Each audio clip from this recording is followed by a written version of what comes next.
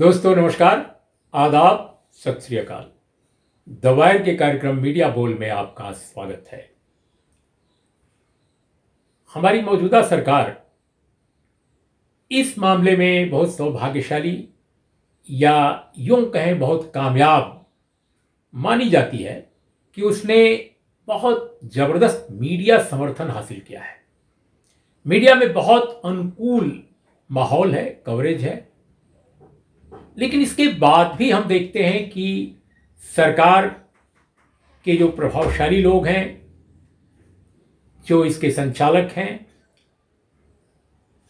इतने व्यापक मीडिया समर्थन की कई लोग तो यूं भी कह देते हैं कि भाई टेलीविजन चैनल और मेन स्ट्रीम के जो बड़े अखबार हैं वो बिल्कुल सरकार समर्थक बन गए हैं। सरकार की तनिक भी आलोचना नहीं करते, लेकिन सरकार को इससे भी संतोष शायद नहीं। और जहां कहीं भी थोड़ी क्रिटिकल आवाजें उभरती हैं सरकार को लेकर, सरकार की नीतियों को लेकर, कुछ उसके पॉलिसीज को लेकर, बहुत हाय तौबा मस्ती है सरकार में। ऐसा लगता है कि तनिक भी आलोचना ठीक नहीं है, जबकि लोकतंत्र इसके बिल्कुल उलट है। लोकतंत्र में माना जाता है कि आलोचना से करेक्शन होता है, सुधार होता है, बेहतर नीतिगत निर्धारण का माहौल बनता है।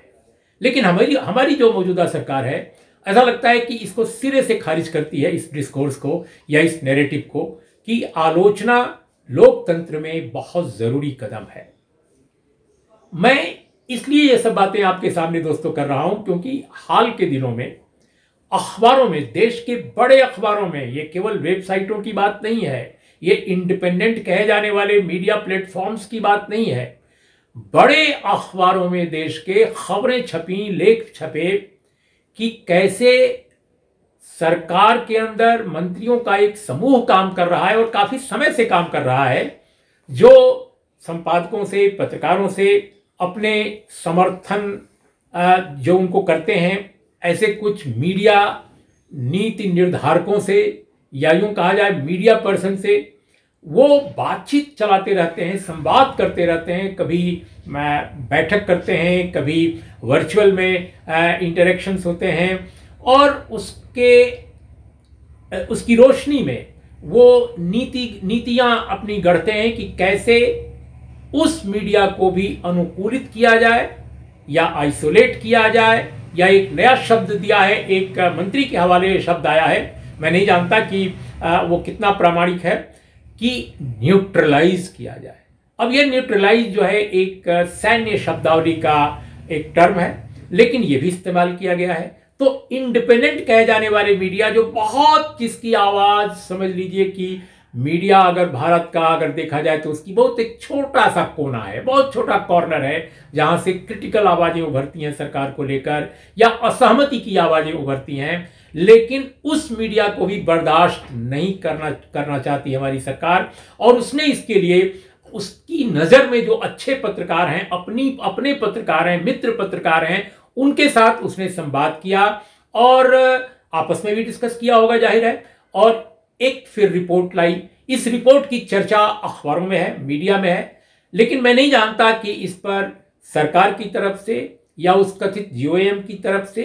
कोई एक प्रामाणिक बात नहीं आई। न तो उसका खंडन आया, न तो उसका कोई कंफर्मेशन आया, लेकिन मंत्रियों ने जरूर ये बात करी कि हाँ, उनकी बीच बीच में बात होती रही है लोगों से, लेकिन वो बात इस तरह की नहीं है जैसी कि अखबारों में कुछ और वेबसाइटों पर रिपोर्ट की गई है। तो इस तरह की बातें दोस्तों सामने आई। हम आज इसी विषय पर बात करेंगे कि आखिर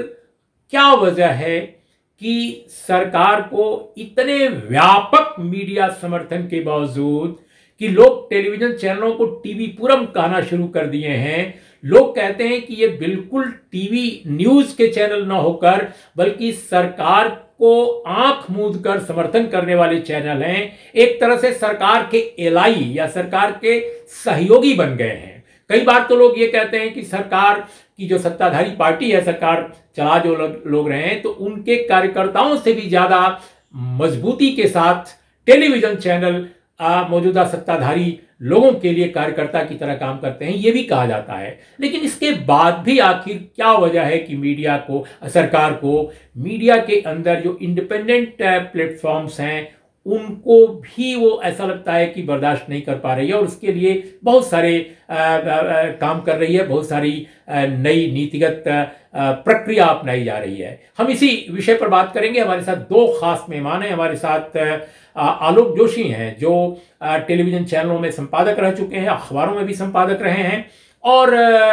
अभी हमारे साथ अजय आशीर्वाद हैं जो डिप्टी एडिटर हैं द वायर के। तो हम शुरुआत अजय आपसे करते हैं। हम ये समझना चाहते हैं कि आखिर इतनी सारी बातें सामने आई हैं इस पूरे विवाद को लेकर, इस पूरे प्रकरण को लेकर। बहुत सारे पत्रकारों की जो सरकार के दोस्त उनकी नज़र में है, सरकार की नज़र में उनके कुछ टिप्पणियां आई हैं, कुछ कोट आए हैं, लेकिन उन पर उनका खंडन भी आ गया है। हमने स्वयं ऐसे कई कुछ पत्रकारों से बातचीत की तो उन्होंने कहा नहीं, इंडो चाइना जो उस समय चल रहा था तनाव, उसको लेकर कुछ बातें की गई थी और हम लोग मिले थे, मंत्री लोग मिले थे। लेकिन ये बातें जो आई हैं वेबसाइटों पर कुछ और कुछ अखबारों में, ऐसी बात नहीं है। इंडियन एक्सप्रेस में तो बाकायदे उन्होंने स्वीकार किया कि उनके अपने भी एक वरिष्ठ पत्रकार ने मुलाकात की थी एक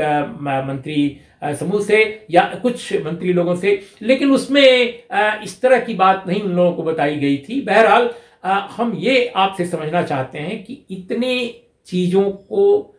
चीजों के सामने आने के बाद भी सरकार ने इस पर, या सरकार के मंत्रिमंडलीय समूह ने कोई ठोस प्रामाणिक ढंग की टिप्पणी क्यों नहीं की, खासकर अपनी उस रिपोर्ट के बारे में जिसके बारे में दावा किया जा रहा है इंडिपेंडेंट मीडिया में कि वो एक डॉक्यूमेंट है और उसमें बहुत सारी बातें लिखी गई हैं जो बड़ी हास्यास्पद हैं। उसमें पत्रकारों को 3 कलर में डिवाइड करने की बात है, श्रेणी यानी कैटेगरी बनाने की बात है, उसमें 50-50 पत्रकारों की एक अलग श्रेणी बनाने की बात है। तो ये मैं समझना चाहता हूं कि आखिर सरकार इस पर साफ साफ क्यों नहीं कुछ कहती। उर्मिलेश जी, जिस किसी ने भी उस रिपोर्ट को पढ़ा है, 97 पेज का रिपोर्ट है, उसमें एक बात तो साफ तौर पर पता चल रही है कि सरकार बहुत ही ज़्यादा परेशान है, एक लेवल पे डरी हुई है कि मोदी सरकार का जो इंटरनेशनल इमेज है वो कहीं ना कहीं धूमिल हो रही है और उसका जो दायित्व है वो वायर, स्क्रोल और ऐसे जितने भी डिजिटल इंडिपेंडेंट वेबसाइट्स है उस पर मरने की कोशिश कर रही है। और ख़ास करके जो हमें ये कंसर्न दिख रहा है कि जो इंटरनेशनल प्रेस में जिस तरीके से मोदी सरकार का जो एक नेगेटिव कवरेज हो रहा है, चाहे वो फार्मर्स प्रोटेस्ट में हो, चाहे चाहे अभी जो फ्रीडम हाउस की रिपोर्ट आई है जहाँ पे भारत को फ्री से पार्टली फ्री पे गिरा दिया गया है स्टेटस उनका, तो इन सब चीज़ों से कहीं ना कहीं परेशान है। तो ये जो ग्रुप ऑफ मिनिस्टर्स है, मतलब इस लेवल तक परेशान है कि उन्होंने ये लाजमी समझा कि एक ग्रुप ऑफ मिनिस्टर्स इस पे बैठाई जाए और जो कि रिपोर्ट निकाला जाए और ये कोशिश की जाए कि जो सरकार की जो 10 पॉजिटिव नैरेटिव है उसको किस तरीके से फैलाया जाए और इन तरीके के जो क्रिटिकल कवरेज जो भारत से ही निकल के आ रही है उसको किस तरीके से दबाया जाए। और उसमें मतलब हास्यास्पद उनके सजेशंस हैं कि कलर कोडिंग की जाए जर्नलिस्टों की, और उसमें मुख्तार अब्बास नकवी ने तो ये भी कहा है कि किस तरीके से जो इंडिपेंडेंट पत्रकार है जो कि क्रिटिकल कवरेज कर रहे हैं उनको किस तरीके से न्यूट्रलाइज किया जाए। न्यूट्रलाइज शब्द जो है वो ज़्यादातर मिलिट्री भाषा में की जाती है, और वो अगर मतलब हमारे जो डेमोक्रेसी में अगर देखा जाए और जिसमें कॉन्स्टिट्यूशनल सेफगार्ड्स है एक फ्री मीडिया के लिए, तो किसी भी जो भी प्रोफेशनल पत्रकार है उसके लिए एक बड़ी संकट की घड़ी है। और उसको आज उठकर यह देखना चाहिए कि सरकार जर्नलिस्ट से क्यों परेशान है। मतलब जर्नलिस्ट कवर कर रहे हैं उनसे परेशान है, मगर वो अपने काम को क्यों नहीं सुधार पा रहे हैं, या फिर वो काम को उनके काम में कहाँ कमी रह रही है, ये सोचने के बजाय जर्नलिस्ट को जिसको कहते हैं शूटिंग द मैसेंजर, कि जो खबरें पहुंचा रही हैं आम जनता के पास, उनको किसी तरीके से दबाने की कोशिश की जा रही है। लेकिन और ये जो दूसरा पक्ष जो इस रिपोर्ट के सामने हमारे आया कि ये जो स्ट्रैटेजी, जो गवर्नमेंट कम्युनिकेशन की जो स्ट्रैटेजी है जिसमें जो ग्रुप ऑफ मिनिस्टर्स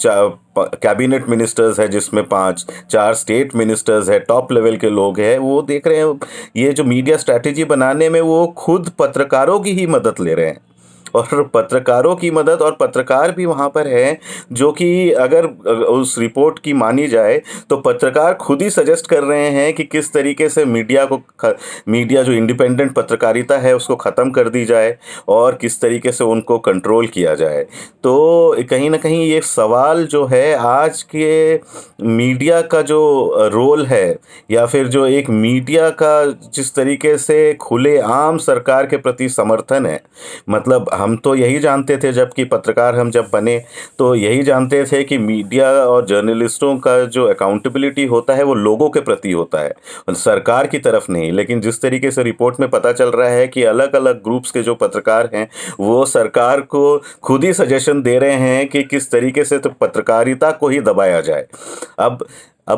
अब वो जो पत्रकार हैं वो कौन है? अब इस पत्रकार को अगर मैंने पूरी रिपोर्ट पढ़ी है, रिपोर्ट्स भी फाइल की है, तो उसमें मुझे लगा कि 3 ग्रुप्स में अगर उन पत्रकारों को बांट दिया जाए, मतलब एक तो है प्रकाश जावड़ेकर के घर पे जो मिले थे पत्रकार, वो पत्रकार रहे हुए हैं लेकिन उन्होंने पूरी तरीके से सरकार का समर्थन किया है। अब उनको ओपनली वो सरकार का समर्थन करते हैं, ओपनली उनको जानते हैं लोग कि ये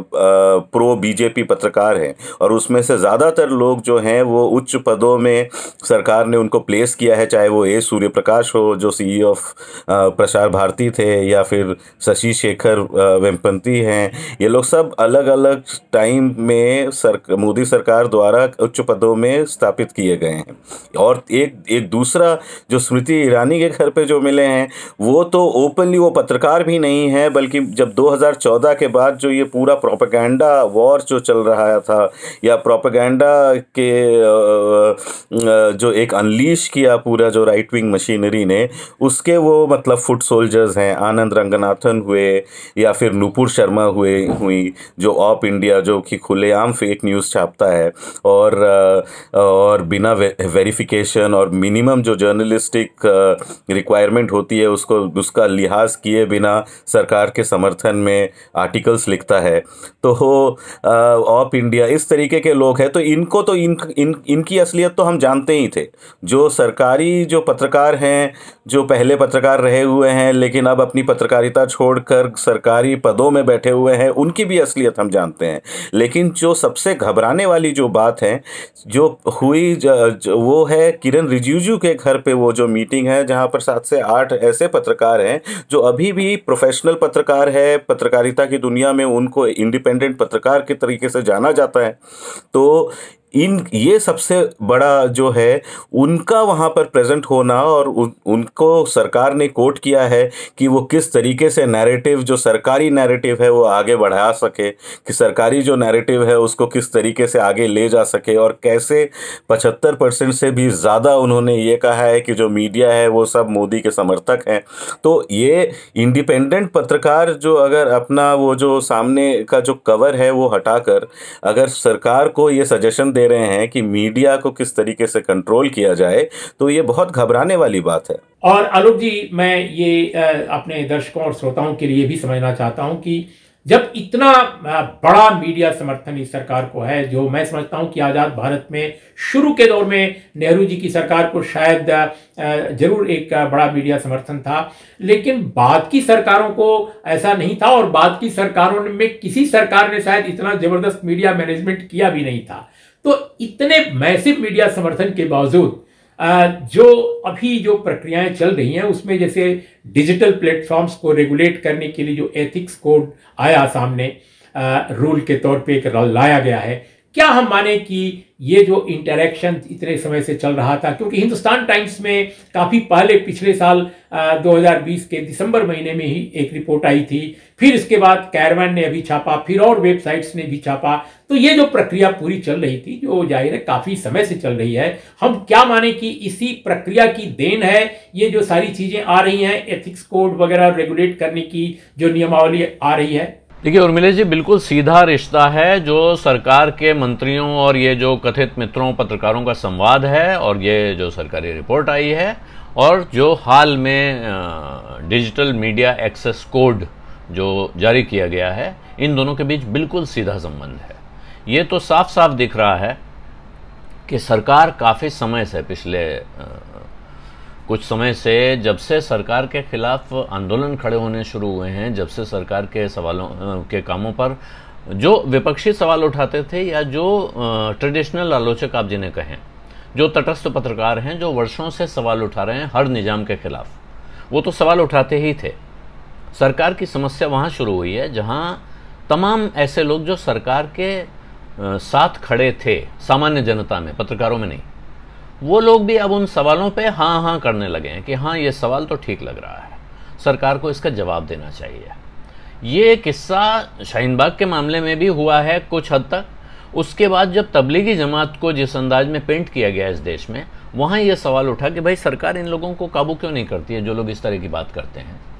और उसके बाद किसान आंदोलन में ख़ास तौर पर यह संकट बढ़ गया है, क्योंकि किसान आंदोलन को किसी भी तरह से देश विरोधी साबित करने की तमाम कोशिशें वो एक के बाद एक नाकाम होती रही हैं। और ये वजह है कि इसको लेकर सरकार में या सरकार के साथ जुड़े हुए संगठनों में एक तरह की बेचैनी है, और वो बेचैनी एक तरह से प्रस्फुटित होती है इस तरह की बैठकों में या इस तरह के कानूनों में। और ये मेरा ख्याल है लंबा डिज़ाइन है, लंबी तैयारी थी कि हम किस तरह से मीडिया पर कंट्रोल करेंगे। और पिछले कुछ समय में आप देख ही रहे हैं कि साहब, जो press trust of India, Bharat की सबसे बड़ी समाचार एजेंसी, जिसको एक तरह से भारत सरकार का प्रवक्ता माना जाता है विदेशों में, उसको लेकर प्रसार भारती से सवाल उठता है, उसको लेकर सरकार के अंदर से सवाल उठते हैं कि ये एजेंसी कैसा काम कर रही है और ये एजेंसी सरकार के हितों के विरोध में काम कर रही है। और इस पर कोई आधिकारिक सवाल नहीं होता है। एक भारत के राजदूत का इंटरव्यू वो एजेंसी करती है, उस इंटरव्यू का वो राजदूत खंडन नहीं करते हैं, ये नहीं कहते हैं कि इंटरव्यू मैंने नहीं दिया है। सवाल पूछा जाता है, और ये सवाल हमेशा पर्दे के पीछे के लोग पूछते रहते हैं कि इस ऐसे संवेदनशील समय पर भारत के चीन में राजदूत का इंटरव्यू करने की क्या आवश्यकता थी। अब इस सवाल का जवाब कोई पत्रकार कैसे देगा, मुझे समझ में नहीं आता है। इसी तरह से विदेशी जो अखबार हैं, विदेशी मीडिया है, जहां अपना प्रचार करने के लिए होड़ मची हुई है। उत्तर प्रदेश सरकार 4-5 पेज का विज्ञापन देती है टाइम मैगजीन को, और उसके बाद जब टाइम मैगजीन में ही कवर स्टोरी आ जाती है किसानों के समर्थन में, या किसानों की तस्वीर के साथ किसान महिलाओं की तस्वीर कवर पे आती है, तो बेचैनी होती है। फिर कहा जाता है ये पश्चिमी मीडिया है, ये भारत को बदनाम करना चाहता है। और इसी तरह जब सुप्रीम कोर्ट में सुनवाई के दौरान सवाल उठता है कि मीडिया में जो खबरें आ रही हैं इनको कैसे नियंत्रित किया जाए, तो वहाँ भारत सरकार की तरफ से दलील दी जाती है कि आप इस मीडिया को छोड़िए, इससे ज़्यादा चिंताजनक तो ये डिजिटल और सोशल मीडिया है, इसको कंट्रोल करना बहुत ज़रूरी है। तो साफ है कि इरादा क्या है। इरादा है कि जो भी लोग मुंह खोल रहे हैं, जो भी लोग आवाज़ उठा रहे हैं, उनको किस तरह से काबू में किया जाए, उनकी आवाज़ को बंद किया जाए, ये कोशिश है। और ये डिजिटल मीडिया रूल जो आए हैं नए, ये बिल्कुल स्पष्ट रूप से ये कोशिश है कि जो छोटी छोटी वेबसाइट चलाते हैं, छोटे छोटे अपने न्यूज़ चैनल चलाते हैं, या व्यूज़ चैनल चलाते हैं, या अपना यूट्यूब चैनल चलाते हैं, उनको ऐसे प्रोसेस में फंसाया जाए जो ईज़ ऑफ डूइंग बिजनेस जैसे कहा जाता है, उसका उल्टा difficulty of doing news business, difficulty of running a news platform, ये इसकी डिग्री बढ़ाई जाए, उन्हें इंस्पेक्टर राज में फंसाया जाए, उनको इतने सारे कसरत करने पे मजबूर किया जाए, आखिर में थक हार के वो अपना धंधा बंद करके चल दें, कहेंगे ठीक है, इससे अच्छा भाई मैं नहीं करूँगा, मैं खेती करूँगा, मैं चाय की दुकान खोलूँगा, जो भी करूँगा, लेकिन भाई अब मैं मीडिया का काम नहीं करूँगा, क्योंकि इसमें इतने सारे हिसाब रखने पड़ते हैं, इतने स्टेटमेंट बनाने पड़ते हैं, कंप्लायंस ऑफिसर रखना पड़ेगा। तो एक तरह से वो मुश्किल खड़ी करने का सीधा रास्ता है, और ये दोनों चीज़ें एक दूसरे से अलग करके देखी ही नहीं जा सकती हैं कि सरकार क्यों किस मीडिया से परेशान है, और सरकार ये रूल लाकर इसको OTT प्लेटफॉर्म्स के नाम पे ज़रूर लाया जा रहा है, लेकिन निशाना सीधे सीधे न्यूज़ है, न्यूज़ पर्सन्स हैं, यानी जो समाचार कर्मी या अपनी आवाज़ उठाने वाले लोग, जो सवाल उठाने वाले लोग हैं, निशाना उन पर है। और हमारा एक और आपसे ये जानना है कि आखिर जो digital media ethics code rule है जो आया है, वो क्या ये माना जाए कि ये जो पूरी प्रक्रिया जो चली है इतने इस दौर में, क्या उसका एक नतीजा है? क्या हम माने कि OTT जो प्लेटफॉर्म्स हैं और जो इंडिपेंडेंट न्यूज़ मीडिया है, खासकर जो ये जो वेबसाइट्स हैं, जो न्यूज़ पोर्टल हैं, उनको नियंत्रित करने के लिए, रेगुलेट करने के लिए जो अभी एक बड़ा फैसला आया है, क्या वो इसी प्रक्रिया की देन है, इसका नतीजा है? आपको क्या लगता है? जी उर्मिलेश जी, इसमें कोई दोष राय ही नहीं है कि जो सरकार का जो पिछले 1 साल में रवैया रहा है, जब से उन्होंने लॉकडाउन घोषित किया है, उसके बाद से जो जिस तरीके से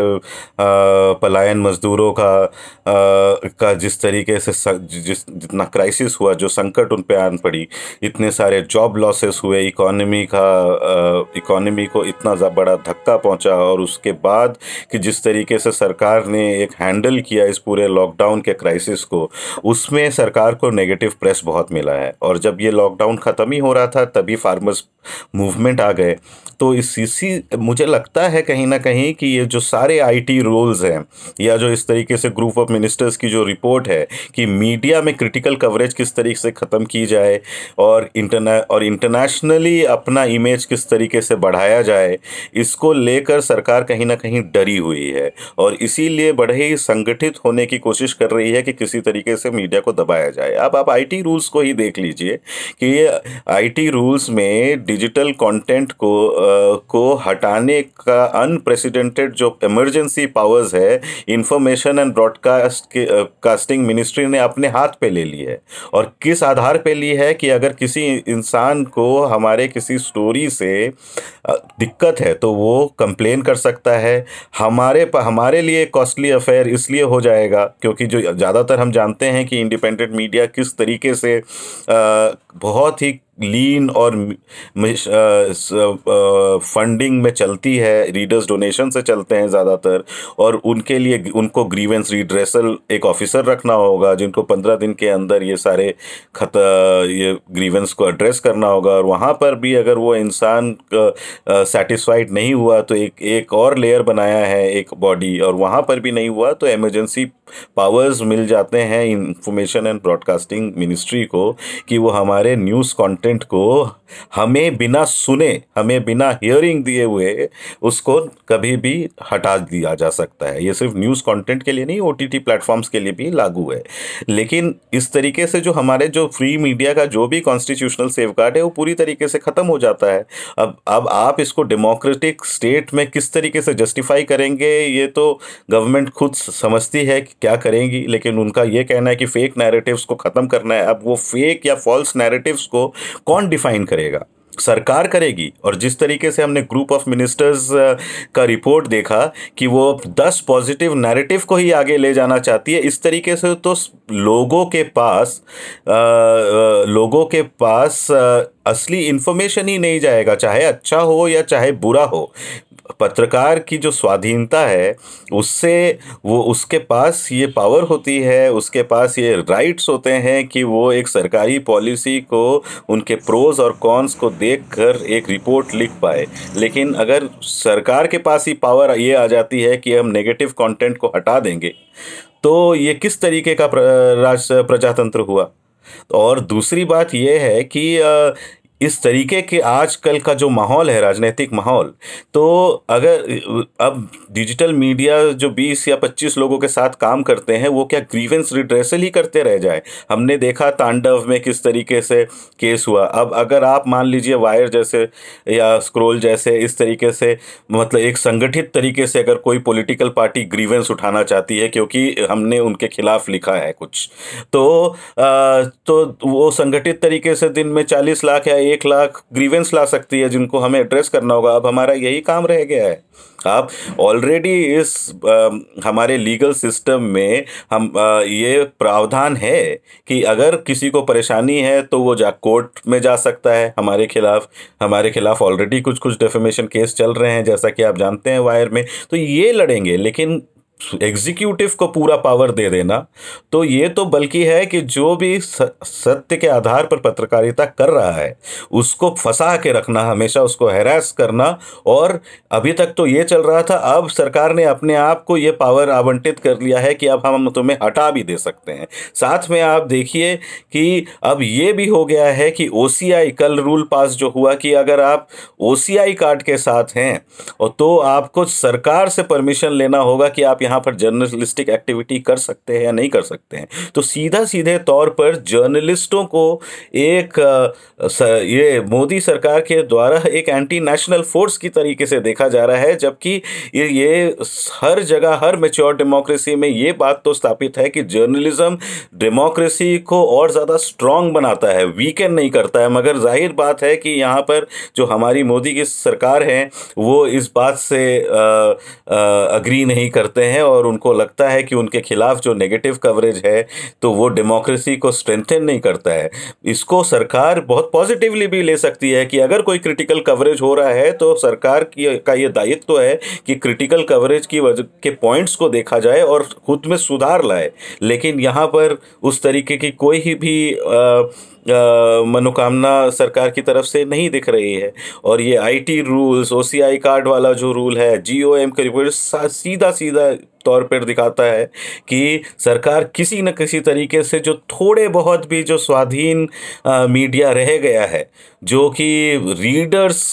स्पॉन्सर कर रहे हैं, ना कि कोई कॉरपोरेट स्पॉन्सर कर रहे हैं। जिस तरीके से सारे टेलीविज़न चैनल्स और न्यूज़पेपर्स कॉरपोरेट्स अलग अलग तरीके से स्पॉन्सर कर रहे हैं, उनको तो हमने देख लिया है कि किस तरीके की वो पत्रकारिता कर रहे हैं। 80% से ज़्यादा मीडिया को ये की ब्रांडिंग गोदी मीडिया के जैसी हो चुकी है। जो बाकी के जो 20% है उन्होंने सरकार के नाक में दम करके अगर रखा हुआ है तो ये सरकार पे रिफ्लेक्शन है, मीडिया पे रिफ्लेक्शन नहीं है मेरे हिसाब से। आलोक जोशी, हम आपसे यही समझना चाहते हैं कि आखिर जब उस GOM जिसके बारे में चर्चा की जा रही है, हालांकि सरकार उस पर अभी कोई ठोस बात अपनी ओर से न तो खंडन कर पा रही है न तो उसको कंफर्म कर पा रही है, तो ठोस ढंग से अब तक सरकार क्यों नहीं कुछ कहती कि नहीं, हमारा ऐसा कोई इरादा नहीं है पत्रकारों को कैटेगराइज करने का या उनको रंगों में बांटने का या 50-50 की श्रेणी बनाने का? क्या वजह है कि एक बहुत छोटा कॉर्नर है मीडिया का, इंडिपेंडेंट जो वेबसाइट्स हैं या न्यूज़ प्लेटफॉर्म्स हैं, आखिर सरकार को उनसे क्यों इतना सिरदर्द है? एक बड़ा, कहने को एक बड़ी एक्सरसाइज हो रही है और एक तरह से आप कहें तो इसको सोशल मीडिया का स्वच्छता अभियान कह सकते हैं। डिजिटल और सोशल मीडिया की सफाई चाहती है सरकार क्यों सफाई चाहती है, इस पर तरह तरह की व्याख्या हो सकती है। लेकिन जो हमको दिखता है वो ये है कि सरकार उस सामग्री से, उन लोगों से मुक्ति चाहती है जो उसके कामकाज पर सवाल उठा रहे हैं। हालांकि जो व्याख्याएं आ रही हैं इन संवादों की या इन बैठकों की, उनमें पता चलता है कि सरकार फेक न्यूज़ का मुकाबला करना चाहती है, सरकार गलत तथ्यों के आधार पर चल रही खबरों को रोकना चाहती है या सरकार भड़काने वाली चीज़ों को रोकना चाहती है। लेकिन जब आप देखते हैं कि कौन लोग इन चर्चाओं में शामिल हैं, और ये अपने आप में गंभीर सवाल बनता है कि कौन लोग इन चर्चाओं में शामिल हैं और ये चर्चाएं खुलेआम क्यों नहीं हुई, ये चर्चाएं इस तरह चोरी छिपे षड्यंत्र के रूप में क्यों हुई कि बाद में जब वो सामने आती हैं तो अनेक लोग जो उनमें शायद शामिल थे या नहीं थे, अब हम तो जानते नहीं हैं। उनमें से आधे लोग कह देते हैं हम तो इस बैठक में गए नहीं थे, कोई कह देता है कि मैं गया था वहाँ, लेकिन वहाँ तो उन्होंने मुझे चाय पीने बुलाया था, वहाँ इस तरह के किसी मंत्रियों के समूह की बैठक हो रही है या ऐसा विचार विमर्श हो रहा है, इसका तो अंदाज़ा भी हमें बातचीत के दौरान भी नहीं लगा। हाँ, वहाँ ये लोग भी आ गए थे, हम लोग भी थे और हमने वहाँ कुछ चर्चा की थी। कुछ एक आध लोग हैं जो बहुत सीना तान के इस बात को स्वीकार कर रहे हैं कि हाँ वो इस चर्चा में शामिल हुए थे, लेकिन वो बहुत कम हैं। और कुछ नाम जो चल रहे हैं वो नाम फिर देखते हैं तो आपको पता चलता है कि इसका अर्थ है कि सरकार का कोई निरपेक्ष दृष्टि से इस विषय को देखना, सोशल मीडिया या डिजिटल मीडिया या मेन स्ट्रीम मीडिया। फिर मेरा प्रश्न है कि जब आप ये बात कर रहे हैं कि साहब ये गलत नैरेटिव चल रहा है, तथ्य नहीं हैं और इनसे जो खबरें चल रही हैं इनसे समाज में असंतोष विद्वेष भड़कने का डर है, तो फिर आप इसको खास तौर पे सोशल मीडिया, डिजिटल मीडिया या OTT प्लेटफॉर्म्स की तरफ क्यों देख रहे हैं? फिर आप इस देश का एक कॉमन कंटेंट कोड क्यों नहीं बनाना चाहते हैं? अखबारों में जो जहर उगला जा रहा है, टेलीविज़न चैनलों पर रोज़ शाम को जो तमाशा होता है, उसको रोकने की तरफ आपकी नज़र क्यों नहीं है? क्या वहाँ झूठ नहीं चलता है? हर तीसरे दिन एक खबर आ जाती है कि किसी एक टेलीविज़न चैनल पर ये झूठ फैलाया गया और इसकी फैक्ट चेक रिपोर्ट आती है, जैसे डिजिटल मीडिया की आ रही है। डिजिटल मीडिया में तो कम से कम सामने सामने उपलब्ध है फैक्ट चेकर। जो बाकी मेन स्ट्रीम मीडिया है वहाँ क्या हो रहा है? और क्योंकि जो अब जो निष्कर्ष निकलता है इस पूरे इन सवालों पर विचार करके, तो वो ये है कि क्योंकि आप मेन स्ट्रीम मीडिया जिसको कहते हैं, तथाकथित मेन स्ट्रीम मीडिया यानी अखबार और टेलीविज़न चैनल्स, ये करीब करीब पूरी तरह से सरकार के नियंत्रण में हैं, उनके कब्ज़े में हैं। और उसका भी मल्टी लेयर्ड कारण है कि क्यों कब्ज़े में हैं। कब्ज़े में इसलिए हैं कि अब सरकार के हाथ में इनकी चाबी दो तरह से है। एक, सरकार फ़ोन करके कह सकती है, सरकार के मंत्री फ़ोन करके कह सकते हैं कि आप ये क्यों दिखा रहे हैं, मत दिखाइए या ये दिखाइए। और दूसरा, अब सरकार सबसे बड़ी विज्ञापनदाता है, तो केंद्र सरकार और राज्य सरकारें, तो जाहिर है जहाँ से पैसा आ रहा है तो कोई भी प्रतिष्ठान का मालिक उसको नाराज़ करने का जोखिम नहीं उठाना चाहता है। और उनकी जगह मैं होता तो शायद मैं भी नहीं उठाता। इसमें कोई बहुत अनहोनी या आश्चर्यजनक बात नहीं है। लेकिन अब सरकार को लगता है या सरकारों को लगता है कि अखबार भी कब्जे में हैं और टेलीविज़न चैनल भी कब्जे में हैं, यानी ये लोग अब हमारी बात सुनते हैं या ये हमारे सुने बिना कुछ दिखाते नहीं हैं, तो और ये हमको परेशान करने वाली चीज़ें नहीं करते हैं। लेकिन अब ये जो नया एक प्राणी आ गया है संसार में, जिसको कहते हैं डिजिटल मीडिया या सोशल मीडिया, यहाँ तो हज़ारों लोग अपने अपने चैनल चला रहे हैं, लाखों हो सकते हैं। और इनको कैसे काबू किया जाए, इनको विज्ञापन भी दें तो कैसे दें, इनको पैसा भी दें, इनका मुंह बंद करें तो कैसे करें, ये समझ में नहीं आ रहा है। जो आरोप लगाए गए हैं कि फैक्ट्स नहीं हैं, नैरेटिव चलाते हैं, तो ऐसे काम करने वाले लोग तो उस बैठक में शामिल थे, उनके नाम वहाँ हैं कि उनको आप प्रश्रय देना चाहते हैं, उनकी खबरों को ज़्यादा फैलाना चाहते हैं, रेजोनेट करवाना चाहते हैं, जिसको कहते हैं प्रतिध्वनि जिसकी हो। यानी आप एक वेबसाइट है जिसका नाम है opindia.com, वो ऑप इंडिया की खबरों, उस मीटिंग बैठक में चर्चा हुई कि ऑप इंडिया की खबरों को या ऑप इंडिया में आई हुई सामग्री को, खबर कहना ज़रा मुश्किल है उसे, उसमें आने वाली सामग्री, उसको ज़्यादा से ज़्यादा रीट्वीट कैसे किया जाए, उसको कैसे शेयर किया जाए, इस पर भी चर्चा हुई है। तो फिर तो बहुत स्पष्ट है ना कि आप मानते हैं कि आप एक तरफ हैं और इस देश की बाकी जनता का प्रतिनिधित्व करने वाला मीडिया दूसरी तरफ है, और आप उस दूसरी तरफ के मीडिया को, यानी आप पर सवाल उठाने वाले मीडिया को रोकना चाहते हैं, उसके रास्ते में रुकावटें खड़ी करना चाहते हैं। और इसी के लिए आप तरह तरह की कसरतें कर रहे हैं। हाल में कुछ प्रसंग आए जिनकी वजह से लोग मान रहे हैं कि भाई इस खबर की वजह से हुआ या उस खबर की वजह से हुआ, या OTT पर अमेज़ॉन प्राइम पर तांडव नाम का एक सीरीज़ आई, उस सीरीज़ की वजह से हुआ। लेकिन जब आप इन बैठकों की बारीकी में जाते हैं, बैकग्राउंड में जाते हैं, तो आप जून जुलाई 2020 से अगर ये बैठकें हो रही थी और उसके पहले तैयारी हुई होगी, इसका अर्थ है कि ये किसी लंबे डिज़ाइन का हिस्सा है। ये कोई तात्कालिक घटना नहीं है कि किसी एक खबर पर या किसी एक सीरीज़ पर प्रतिक्रिया के तौर पर यह चीज़ शुरू हुई हो। इसलिए ये और गंभीर और चिंताजनक हो जाता है कि आप सरकार की तरफ से करना क्या चाहते हैं, और पत्रकार बिरादरी के जो लोग वहाँ जाकर शामिल हुए हैं उन बैठकों में, और उन्होंने जो उपाय सुझाए हैं, जो तजवीज़ दी हैं न्यूट्रलाइज करने की। न्यूट्रलाइज शब्द बड़ा ख़तरनाक शब्द है। न्यूट्रलाइज शब्द आप अगर, तो एनकाउंटर में इस्तेमाल होता है आमतौर पर, सुरक्षा बलों का जिसके साथ एनकाउंटर या मुठभेड़ हो रही हो, उसके ख़त्म हो जाने को कहा जाता है कि टारगेट न्यूट्रलाइज्ड। तो पत्रकारों को न्यूट्रलाइज करने का क्या अर्थ होगा, ये सोचना अपने आप में बहुत चिंता पैदा करता है मन में। दोस्तों, आपने हमारे दोनों विशेषज्ञों की बात इस विषय पर सुनी। अब मैं इसी सवाल के साथ आज की इस चर्चा का समापन करता हूं और आपके लिए छोड़े जाता हूं ये मुद्दा कि आप भी सोचिए कि जब इस सरकार को इतना बड़ा समर्थन है कि टेलीविजन चैनलों में, हिंदी के बड़े अखबारों में अंग्रेजी के भी ज्यादातर बड़े अखबारों में कोई और बात नहीं छपती। सभी लोग विपक्ष के नेताओं पर सवाल करते हैं, जो विपक्ष वाकई बुरी हालत में है, बहुत कमजोर हो चला है। सिर्फ सरकार की दुंदुभी बजती है, नगाड़ा बजता है मीडिया में, तब भी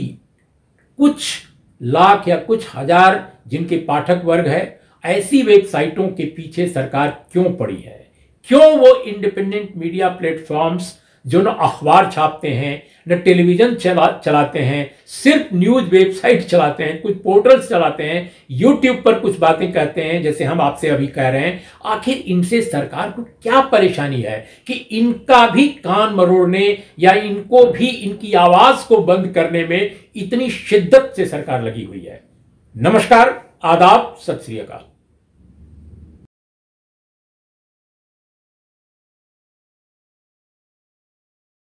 द वायर के और वीडियोस देखने के लिए सब्सक्राइब करें और बेल आइकन पर क्लिक करें। स्वतंत्र पत्रकारिता की आर्थिक मदद करने के लिए डिस्क्रिप्शन में दिए गए लिंक पर जाएं और अपनी राशि चुनें।